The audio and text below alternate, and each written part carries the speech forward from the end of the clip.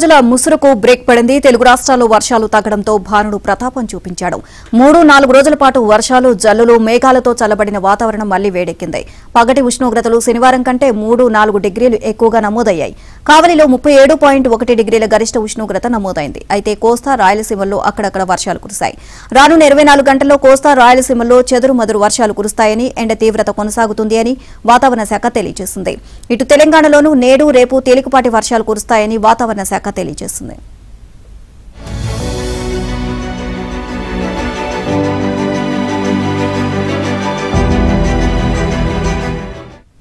ఇక తెలంగాణలోని ములుగు జిల్లా గోవిందరావుపేట మండలంలోని ప్రకృతి రమణీయ తీరం లక్కవరం సరస్సు పర్యాటకులకు మళ్లీ ఆహ్వానం పలుకుతోంది.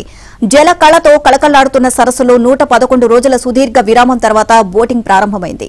ఇటీవలి వర్షాలు, వరదలతో సరస్సులోకి గరిష్ట స్థాయిలో నీటిమట్టం చేరింది.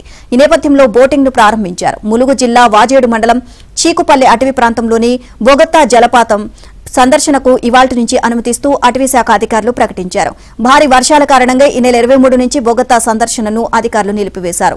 వర్షాలు, వరద తగ్గుముఖం పట్టడంతో సందర్శనను తిరిగి ప్రారంభిస్తున్నట్లు ప్రకటించారు.